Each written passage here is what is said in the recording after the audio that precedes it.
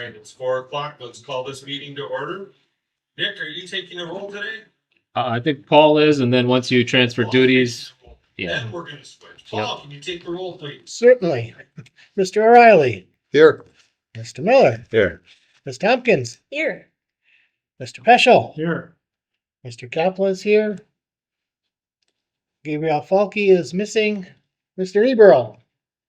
Here. Okay. And noted that he's All right. remote. Thank you, Paul. Okay. And since I'm remote this month, for ease of everything, we're gonna transfer the president duties to Paul for running the meeting for the rest of today. So Paul, it's all yours. All right. Nick, was the meeting appropriately noticed? Yes, the meeting notice was posted here at the office and was also sent to City Hall for posting there and at the library. And then we sent it out to various media outlets as well. Great. Okay, number 4, public comment period. At this time, the commission recognized members of the public who have indicated a desire to address the commission. Upon recognition by the commission president, persons may take up to 3 minutes to address the commission. Are there any members of the public who wish to speak? Seeing none. Okay. Commissioner comments. Commissioners, anything you want to start with before we get going? No? How about staff comments today? Yeah, we have a number of them this evening. First, we'll start with Tony. All right, just give a quick update. The LED streetlight replacement project has officially, finally been approved by the state. You needed a number of signatures to get everything approved and moving. The last signature was actually the governor's, and he signed right at the end of October. So we got finally starting moving forward. So we actually already have the lights ordered and in place. Hoping everything was coming. So we kind of did as much legwork on the front end as we could. So planning to start installing them here very shortly. Still, the target is to have about 500 lights installed yet in 2024, and then we really have 3 years to complete the project. So plan to typically do about 500 lights per year. Just kind of sweep around the city. Next, John. I've got several items for lead service updates. One, with the new lead and copper rule changes, we now had to take a service inventory of all our service materials throughout the city. And then now we have to notify all customers of their service material if they are lead and or galvanized iron. In the previous years, we were only doing that with services in regards to the private side. So those people have been getting peppered with letters since 2020. But now we have to do that for everybody. So we will be sending, roughly speaking, around 600 letters out by the end of the week, notifying everybody of their service material if they have lead or galvanized iron. So we could get some more phone calls off of that, but we'll see how that goes. Much more positive note, the day before the election, through the office of Governor Evers and Senator Baldwin, they announced the private side lead service program refunding. And we called 2 of our census tract districts. We qualified for 100% principal forgiveness. The other 3 census tract qualified for 75% principal forgiveness. So we do have some hoops to jump through to figure out how we're gonna back that, being that we're separate from the city. So we have to figure that part out yet before next construction season. But in regards to that, then, because this funding has been so sporadic, like 3 years ago, we were at 100% reimbursement for the lead service program. And then 2 years ago, they made things harder to do and we dropped down to 25%, so nobody really wanted to participate. And now we're back up to 75 or 100%. So we probably, in the very near future, will be pushing for that mandatory lead service replacement ordinance again. My dad would say you gotta make hay when the sun shines, and if we have 100% principal forgiveness in a couple of these districts, we really need to take advantage of it and make it happen. So we will be pushing that forward. Then that's those 3 items are what I had. Yeah, just to piggyback on the last item a little bit, obviously we came before the council at one time with that ordinance, so we'll likely bring that back again. As John mentioned, the funding and how it rolls through kind of goes through the city, so we do have to get some approvals from both at this level and at the city council to make all the items final. So we'll work on that. And then, back on the notices to customers, nothing's changed. Our inventory, our website still had all that information available to all the property owners. So this is just another step, as John mentioned, in the changes to the rules that we have to, take part in. So those notices will go out. So moving on, Joe. So we had some issues with email notifications going out to customers. Some were not getting them at all, and some were getting delayed ones by about a week. Those issues stemmed from our migration to Office 365 from our previous email server. So our third-party vendor was working to get that resolved, so that shouldn't be an issue. Hits a small amount of our customer base, but we thought we'd just be broadcasted here to let people know that we did have some issues and we're working to address them. And as Joe mentioned, I think it's part of it, our own migration, but it's also our provider going through some upgrades as well and updates. And anytime you do upgrade, it's Nate will cover his ears because he didn't like updates because it seems like it always causes some issues. So, but we're moving forward there. Next is Patty. Okay, just giving a little update on the water rate case, letting you know it's progressing. And that we have received some updates on the public fire protection billing methodology. We received that late last week, so we'll be reviewing that and then bringing it, presenting it to you in December for consideration. And if you remember that, that was the changing from going from a assessed value and how to potentially to other ways. So we'll bring that forward, and then assuming this body agrees on a way, then I also have to take it to the council, just given the history behind that stuff. So just trying to prepare you with some things that are coming up. And then lastly, one last update that I have is the pilot payment to the city. As many of you know, the referendum here in the city passed. And that will change the calculation that's for this year. So it's a 2024 tax year that'll apply to the pilot payment that we make in 2025. So there will be an increase in the March payment from last year. If you remember, last year we had a referendum that failed. And at the same time, there was some debt paid off and stuff, and the school tax rate dropped. And now the school tax rate will go back up, and that applies to our pilot. I know you want to know the exact number. I'm guessing it's sizable, I guess. It'll take care of what the drop was previously. But I think we've reached out to Jennifer to try to get some of the tax rates. Some of those are still being finalized, and then also the school tax credit is another piece that's in that calculation that doesn't come out till near the end of November. So that information will be forthcoming. So those are some updates for everyone. Great.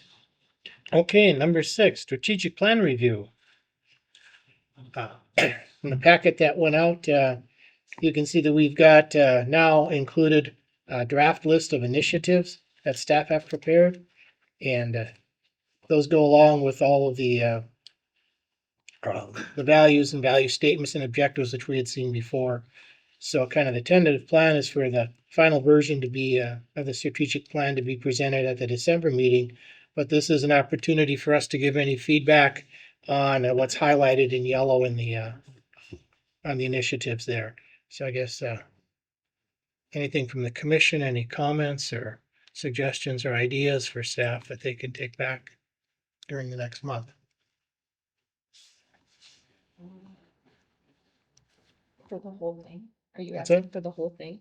Well, what's the mainly on the initiatives, which are the yellow highlighted pieces, because they're the ones we've talked about previously.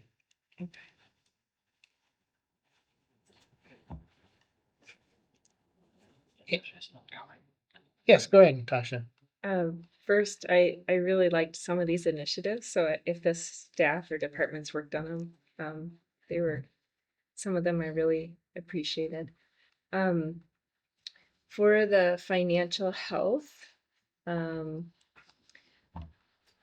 so I talked to Nick about this because it maybe is a little bit tricky, but the transparency of financial materials, I know that, so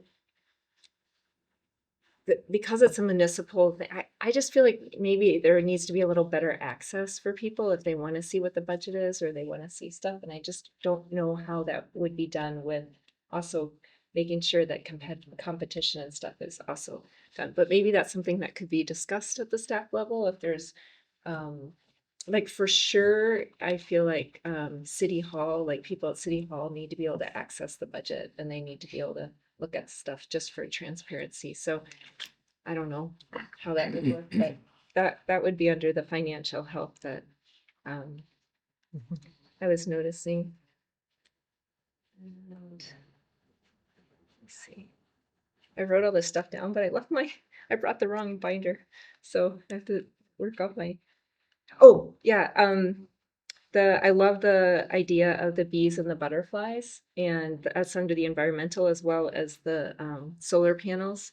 So that would be something that we'd need to change an ordinance on having bees, but I think it's something that definitely we could work with the city if there were places that the utilities, if they had land where people could keep bees just for the pollination. So Yeah, and obviously we have land that's outside the city limits as well, where some of those restrictions wouldn't be as big of an issue. So yeah. yeah, definitely a lot of opportunity there. Right, and so I think some of those little things are just really great. And yeah, I think that's all I saw for this part. Thank you. Okay. Any other comments or questions, suggestions? Okay, Nick, what, Gabrielle? I do have a question. I don't know if it's just because I'm still new at this, so if it is, just tell me to, that I'll learn it, but, so this is a strategic plan, is there a further breakdown, as the strategic plan is done, is there a further breakdown to essentially quantify or put like KPIs to each of these? To some degree, yeah. So what what we'll do, I guess, just kind of looking forward, the next steps. So if everything generally looks good, what we'll do is actually I'll task Jessica with kind of making this look professional and providing it a final format for the commission to look at and potentially approve in December.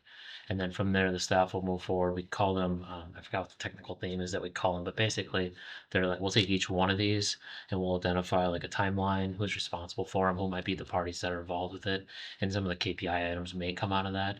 Okay.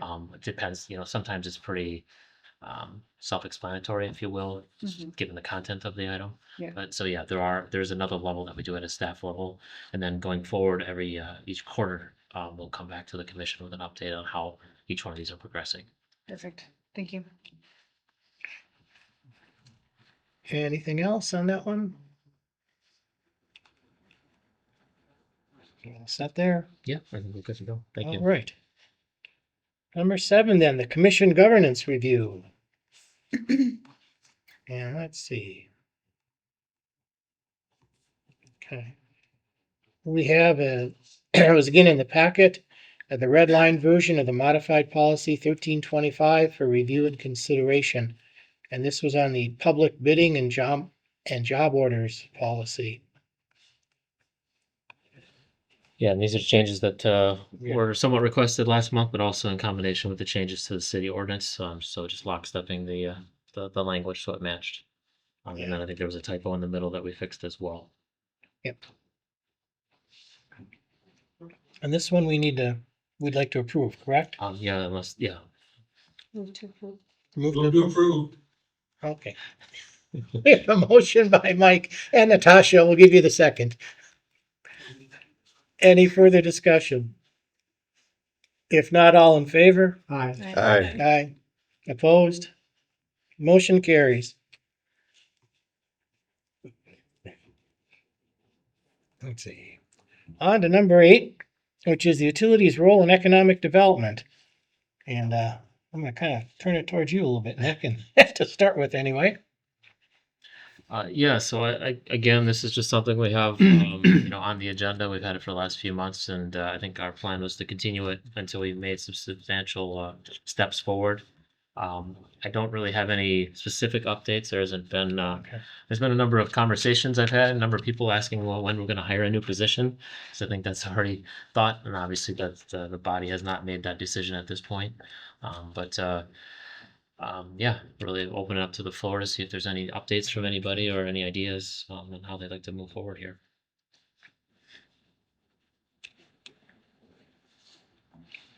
Anything from the commissioners? Mike, any comments you got at all? Nope. Thank you. Just one. Okay. Well, hearing none, we'll keep it on for next month because it's an ongoing agenda item that we have, so.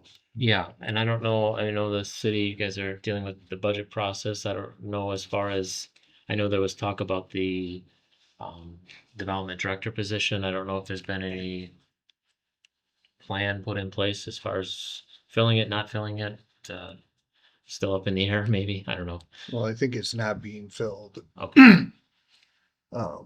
I was just kind of curious if you could elaborate where your discussions have gone at all, if you have input on where you think the utilities portion of that would fit in. In relationship to everything? Or- Yeah, the whole picture. The whole I world, yeah. guess, yeah. Well, I think it's similar to how we framed it in the past. I mean, I think it's really, um, I think it's helping our larger, connecting with our larger customer base and making sure that they feel they're supported as they look at potential new opportunities to expand or grow, or just to make sure they have the resources to maintain business as usual. I think it's also the being a proactive approach to helping with our vacant properties, and trying to get those out, and maybe being more strategic about identifying industries that make sense and trying to get to, if it's a trade show or getting connected with those, helping respond to the state economic development when they come through for request. A lot of times, there's incentives that they're looking for, but the other big piece is the utilities. So just helping, help make that a more automated process and make it so that we're more ready to respond to those. I think those are two big areas. I think another is, if there is a new development, is really being an advocate for that developer and being a liaison between the city and their process and the developer to make sure that they feel supported and that they have someone that maybe is connected but not necessarily in the weeds at the city, and helping drive a project through, basically from conception to the ribbon cutting. The other piece that's really important, I think, is the grants. Because as I look about economic development, obviously, you have the full spectrum, right? On one end, you have a private development, and we have a number of those that have occurred, right? And those they come to town, they do their own market analysis, and they go ahead and move forward with the project. And then you have the other end of the spectrum, like if you look at Brain Park and the pickleball, that was kind of community led, if you will, to some degree. And I think in between there is where you have projects that are interesting and are valuable, but they don't have the economics to make them work. So it's finding grants that are either coming from a public source or maybe even find private investment. And I think that's another piece to this process that an individual would hopefully help drive. All the while, obviously, coordinating with the city and MACI and other groups. I mean, there's obviously regional and state level too. So it's kind of my vision, I guess, at this point yeah. for the role. Makes sense. I think, one of the big things is if, the role makes sense, I still think we need to step back and as a community, as the stakeholders, if it's this body, the common council and others, to come with a common goal, vision, directive, something that we can hang our hat on that we know we're driving towards. Because I'm a little worried that if, let's say tomorrow or today you said, let's go ahead with that position, if I don't have that direction, it's going to be really hard to quantify, are we being successful? Not, I mean, we can develop KPIs, but if I have a KPI that isn't really an outcome that you're looking for, is it really, if you meet the KPIs, it provided value? And the likely answer is no. So those are some steps that we really I think we need to figure out. So it might be helpful for us if, like, there's a bit of a summary of what we've sort of talked about the last 2 meetings or 3 meetings, because you brought some stuff forward, like you brought some metrics forward and things like that. If that all kind of got put together, and then maybe if you gave us some questions, like here are some areas that I still don't have direction in, that would also be helpful. Okay. That's a good idea. Give us a framework to move forward. Or not, but whatever we decide. Gabriel? I'm curious, you were talking about grants. I'm curious if there would be any way to take a look and see what types of grants there might be available to maybe help offset the cost of this person. Like perhaps that could be a component of their role as well, is to offset the cost of their employment essentially through grants or anything like that that might be available.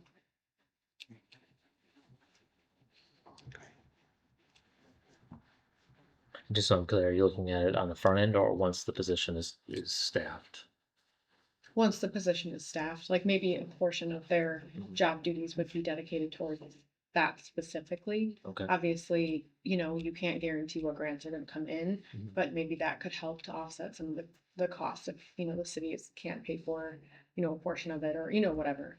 Right. And obviously there's indirect grants as well. Like if you're able to get a project to go forward because you got a grant and this person obviously helped, that provides an indirect value Yeah, as well. exactly.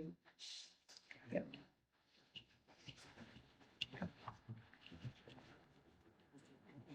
Got some direction there? Yep, I do. Thank you. Okay, good. All right, anything else on that one? If not, item 9. Second review of operations and maintenance budget. We had the first look at it last time, the packet this time. There were a couple changes to items. You can kind of see on the second page of that handout. There was a water expenses change and then also a rate of return change as well. Otherwise, pretty much stayed the same. And anything you want to add on that I'm one? gonna let Betty's kind Patty. of the drives the list here. Well, you covered, I guess, the changes. The only other thing I was gonna point out was, I think it's page 27 of the PDF, shows like a cash flow summary with some pie charts. That's been added since the last version. But other than that, just if anyone has questions before we look at kind of the forecast, that's also been included this month.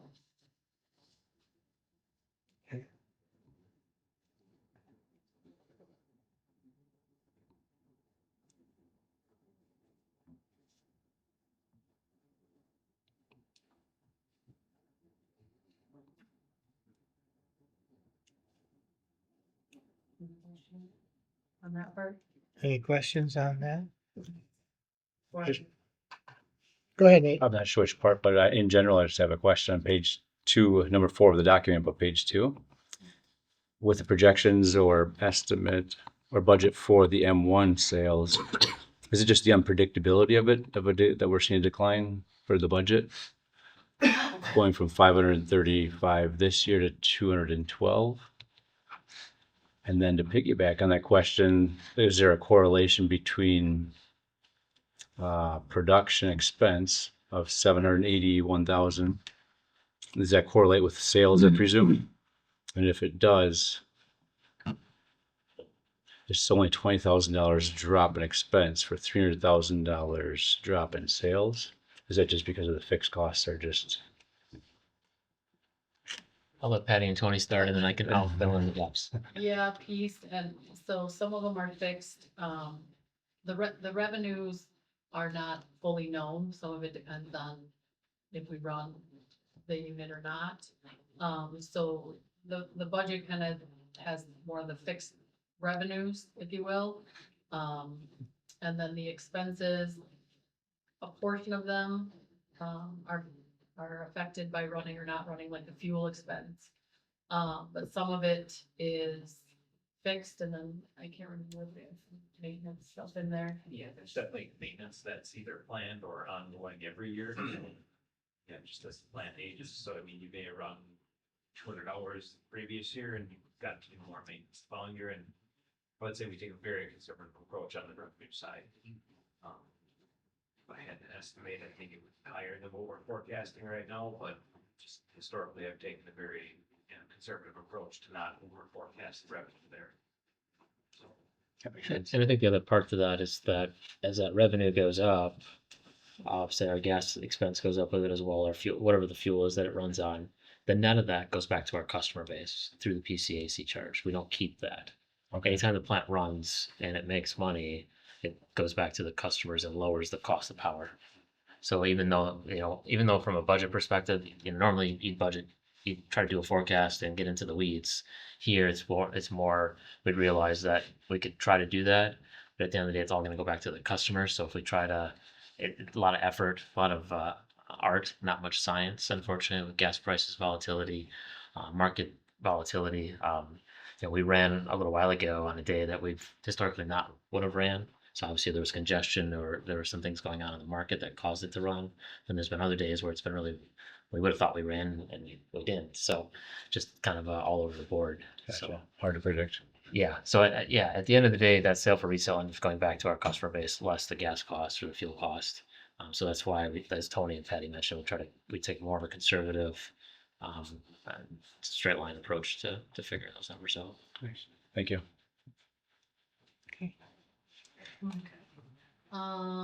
Then we also included this month, the cash flow forecast, which starts on page 35 of the PDF.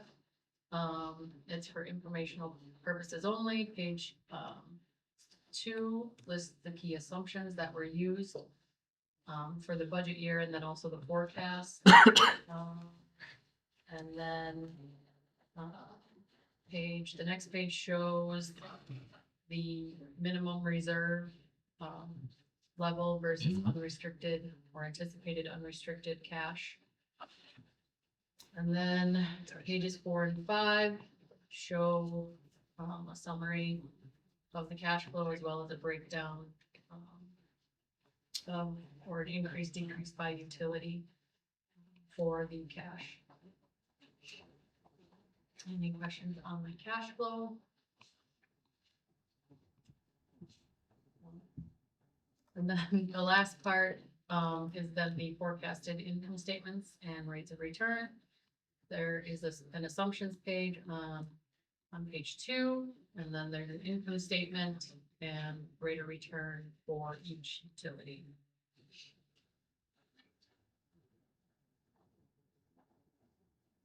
So maybe I'll kind of try to level set a little bit to give you some benchmarks or references to look at. One thing I did want to note is that if you go back to, so page 4 of the PDF, I'm not using the label on the page, but the actual 4 up on the top of your screen probably. And I'll note this for both electric. This is obviously the electric operating budget income statement. Both the electric and water, the tax line that you see, that's the pilot payment. It's about, I don't know, the pages should be on should have 2 bar graphs at the bottom. So about halfway up, there's a line that says taxes. The 2024 estimate and the 2025 were both based on what we knew before the referendum. So we still have some adjustments that we need to make once we get a better. So there'll be some changes there. But I think as you look at this page, the things that I think may be important to you is if you look at the rate of return line, and then the authorized. So the authorized is what the PSC is authorized, and then the rate of return is the calculation, and basically that's looking at the net operating income above that divided by the average rate base. And generally what you'll see is that we'll do a rate case. That rate of return will be very close to what the authorized. And over time, that'll slowly decay. So you're looking at that just to see, and you can see here on the electric, basically we're pretty close to the authorized and holding. So it shows that we're in a pretty good spot. And then the other line there below that, the debt service coverage, the bond covenants, the bonds that we have require that we maintain 1.25 coverage, and you can see that we're very healthy there. So those are 2 very good metrics that you can see that we're that from a budget perspective that things are looking healthy. So that's on that page. And then if you go to page, scroll down about 10 pages or so to page 14. Now we get into the water. Lots of pages, sorry, big document. Here you can see the water has, again, the 2 bar graphs at the bottom. Again, the taxes line, like I said, there'll be some adjustments there. Then you get down to the rate of return. You can see healthy, and then you see the 1.59% this year. That number is, we're in for a rate case, so it's going to help. But the other piece there that's playing it, that played against us, if you will, is, if you remember, we did the filter sand replacement up at the treatment facility. When we talked to the state originally, they told us that's a capital project, so that $700,000 of cost would have got added into the average net rate base. In reality, what they told us when we went in for the rate case is, no, you don't put it in that, you put it as an expense. So basically, it takes our operating income down by the top number is reduced by 700,000, and when you divide it, it gets a much lower rate of return. So it's just reflective of that generally. And then you can see after the rate case, we're back to a healthy one in 25. And again, the debt coverage ratio is pretty healthy at the over 3. Again, the 1.25 is the goal. So those are 2 metrics on the income statements that are, easy to look at and kind of get a sense of where things are operating. And if you go down to page.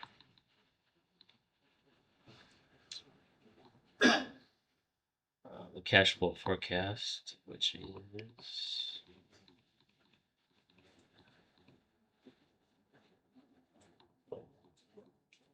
$35. 30, yeah, if you get into page like 38 where it gets in all the numbers. All my numbers are different. And then if you go down towards the bottom of that page, you can see increase, decrease in cash as you're going across to, it's near the bottom, and then the breakdown by utility. So it's a little, as you look at the third column and the fourth column, you can see a big number and a deficit of around 28. That's that, we're looking at potential future generation. Those are some of those numbers, but that's just showing that we're, from a cash perspective, we're providing a positive cash. So that again is another indicative of wise spending, that we're staying, in a positive perspective or positive position. And then finally, if you go to the forecasted rate of returns, the last packet, and again, if you go to page 42 and into, I should say 43. So this will be the electric return analysis. Again, this is looking at the rate of return, what the forecast is. You can see how 25 is healthy, and then that slowly decays. You can see in 28 and 29, we see some pretty low numbers. Again, that goes back to large capital projects, but it's just kind of showing you what the future looks like without any rate cases. Just giving you a sense of what that looks like. And then the same thing on 2 pages later, I think, is the water, which is page 45. Then you can see the same thing going on with water, pretty healthy in the mid 5s, and then in 28 it drops down by about 1%, and then 29 another percent. That's kind of indicative. If you remember, we have the in a few years we have the permanent PFAS facility, so that's just showing, that's reflective of a lower rate of returns in the future years. So those are just some of the numbers that I look at. I look at a lot more, but those are some of them just to help show that things are trending in the right direction as we're putting a budget together. Nick, given the, for the electric as an example, on the rate of return, we're out in 28, it drops down to 1.48%. Would that be maybe indicative of what we might consider a future rate case? Yeah, I definitely, as we look forward, I think that as we think about our power supply, Yeah, 'cause that'd be the same time, yeah. in that 28 window is the time we'll have to be looking at multiple options, and depending on the routes we choose, we'll have to make decisions on. What we wanna do. Yeah, Okay. that's all I have on the O&M budget. Okay. Any other questions on the O&M budget?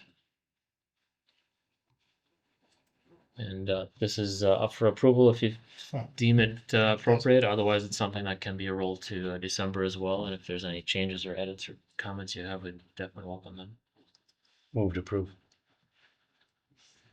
We'll get, okay. I'll second. I got a motion to approve by Nate and a second by Mike.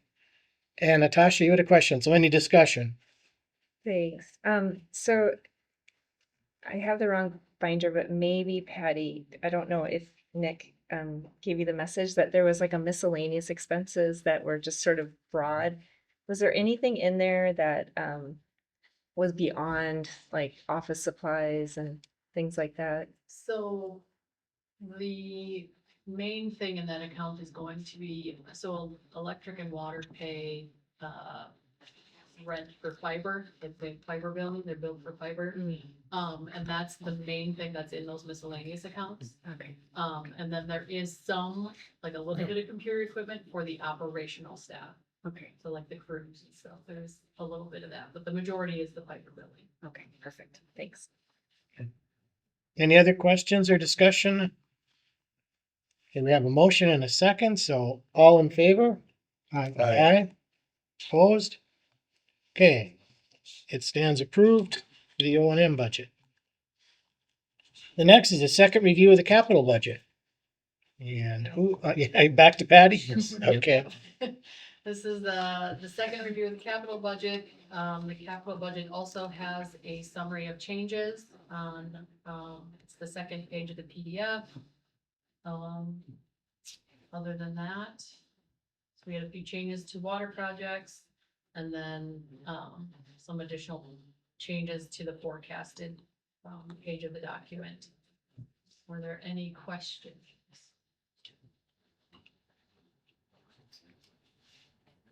Couple questions. I'm sorry, Nate. From the O and M budget notes, there was just talked about the 727,000 basically went from for that filter media, and that was moved off of the capital budget. 24. Oh, okay, I gotcha. Okay, that takes care of that question. Well, was there another question? Yeah, sorry, I myself supplements. I guess same thing here. I mean, I guess as far as things that kind of give you a sense of where it sits, if you go to page 4 of the PDF, one of the couple bar graphs at the bottom, and I think we talked about this last time a little bit. In that bottom right hand corner is that depreciation and rates. So we're getting revenue, basically depreciation in our rates, and we use that to help set our capital budget. You can see on the electric side, we generally, it's 3.2 is in the rates. We try to set our budget about $1 million less than that. This year it's higher, but that goes back to some of those substation projects that you all approved later this past summer. So it's kind of that delta. On the water, you can see we're slightly above what the depreciation rates is, but keep in mind we're in for a rate case, so we expect that green bar to go up to probably about 1.5. So we're still trending in the right direction, I guess. Maintaining wise fiscal spending, if you will. So. I have a question about the lead replacement because it's in here, but is that gonna change now with potentially, or did you say there was gonna be like, oh, it's the 100% is for the private property, so this lead replacement is for the utilities. Okay, and the 300,000 that's in there, how many years, because it's throughout, how many years do you think it's gonna take till they're all replaced? Should be done in 6 years. 6 years. Yes, we have about a little, just a hair over 600 to go. And we're mandated to do at least 100 a year, and we've been averaging more than that, but, just in case, as we predict out, I just wanna say that, we're always gonna get that 100 for sure. We'll try to do more, so it's gonna, 5 to 6 years is where we're at. Do you guys prioritize private homes where people are gonna be drinking tap water over like businesses where they might not be drinking it? Right now, we do actually, because we don't have a lot of projects that are in commercial districts per se, but if there is a commercial district project, we wouldn't turn it over, we can still participate. But for the most part, yes, most of the money has been spent in residential areas, absolutely. I had one more question. You have a Ford truck for $150,000. Is that a specialized Ford truck? Because all the other ones are 80,000. So I'm just wondering what makes that. Oh, that's the new dump truck for 5. It's under water utility 5. Yeah. Is that a dump truck? Yes, that's a new dump truck, and we are going for a little bit bigger dump truck than we have had in the past. Because before, the size of our dump truck was limited by the space we had available to us over at the Oak office. Oh. Now that we actually have bigger area to park in the garage, we are going to a slightly bigger dump truck yet. It's not as big as some of the commercial dump trucks you see, because none of my guys are air brake certified, but it is got a much bigger box on it than it has in the past, yes. And Natasha, you said the $150,000. Is that the one? Yeah, it said for 150,000 for 2028. Oh, That'd be 502. yeah, that's our construction truck, 502 and 28. 502 has a giant tool body on it. It has a crane so you can lift hydrants up and extend over the trench. It has an air compressor so that you can use pneumatic tools, heavy duty air compressor. It also has a heavy duty hydraulic pump so you can use hydraulic tools as well.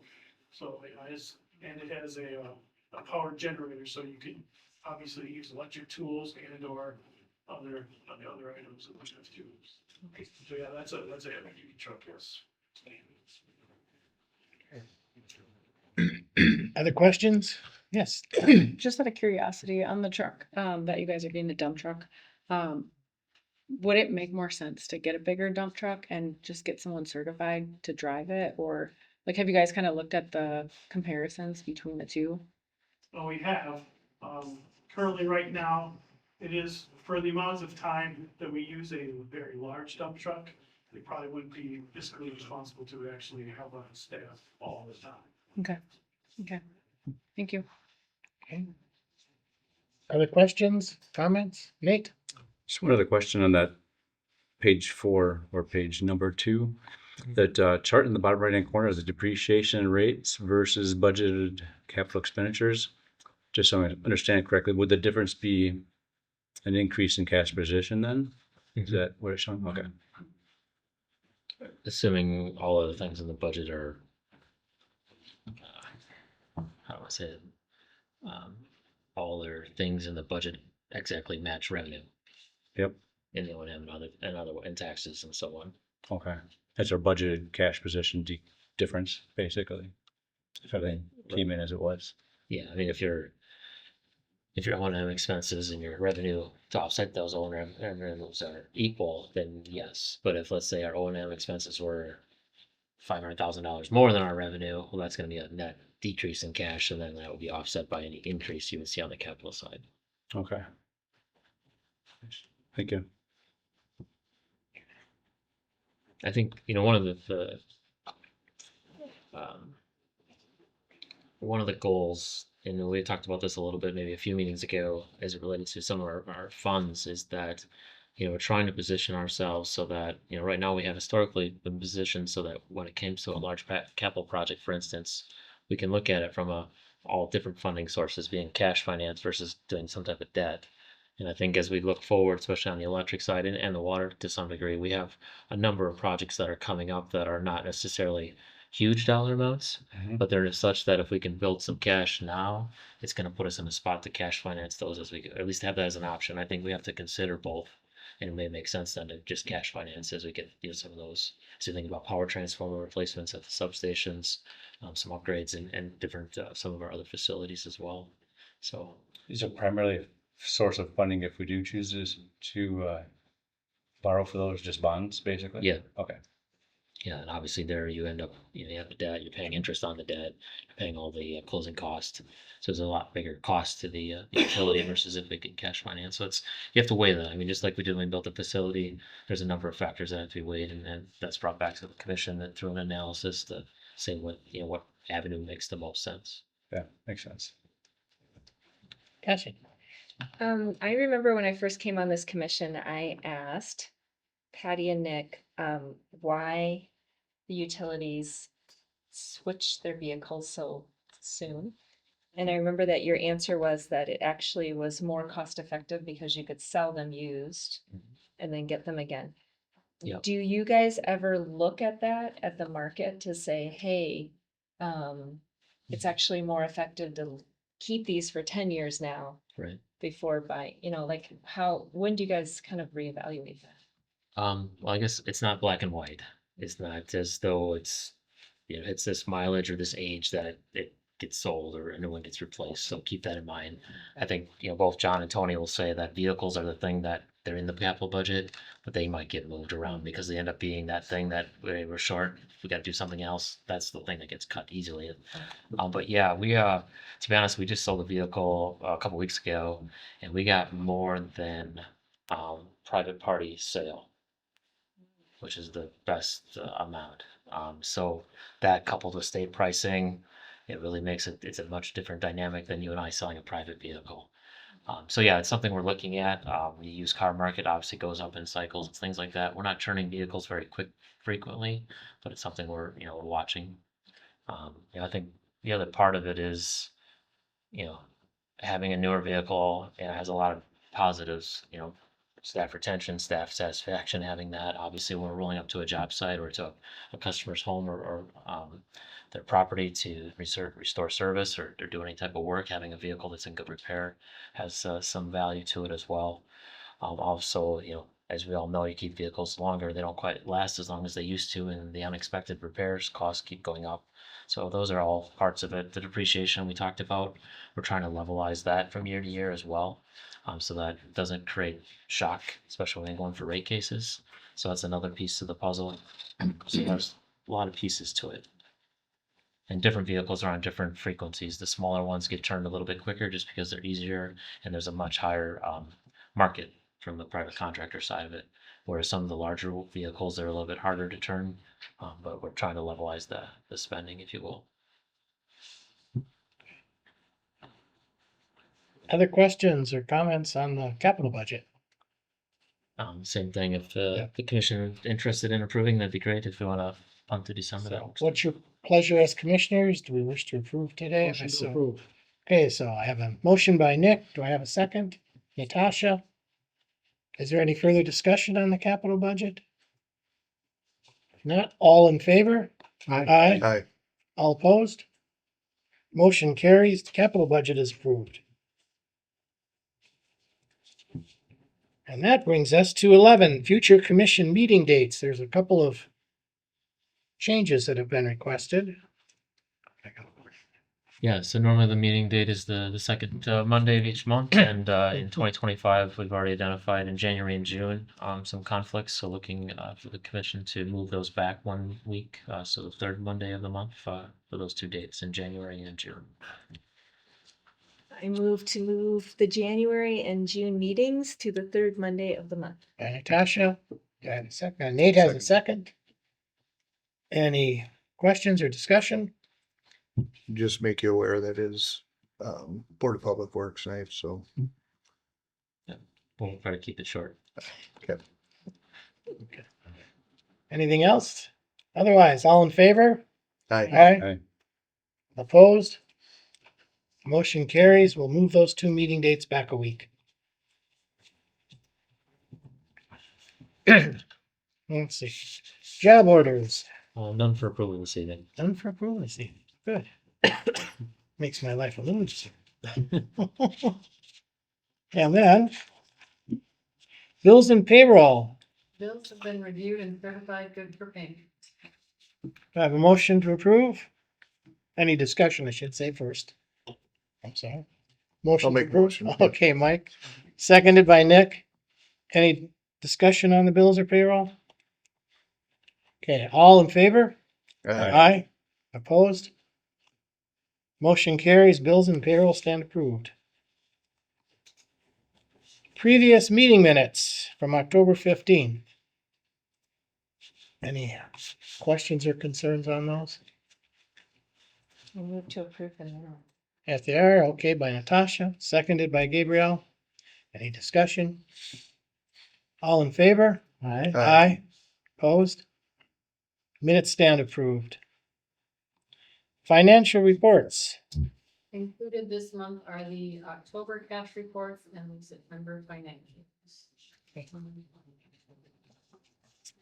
Any questions or comments or issues on the financial reports? If not, it's for discussion only, so good to go there. Okay, now approval to go into closed session for Wisconsin State Statutes 1985 1C, considering employment, promotion, compensation, or performance evaluation data of any public employee over which the governmental body has jurisdiction or exercises responsibility for the purpose of discussing commission self-evaluation. And also approval to go into closed session per Wisconsin State Statutes 1985 1G, conferring with legal counsel for the governmental body who is rendering oral or written advice concerning strategy to be adopted by the body with respect to litigation in which it is or is likely to become involved for the purpose of discussing well number 19 and adjacent mining. Do I have a motion to go into closed session? Okay, Nick and Nate. All in favor? Aye. Aye. Opposed? We are now in closed session.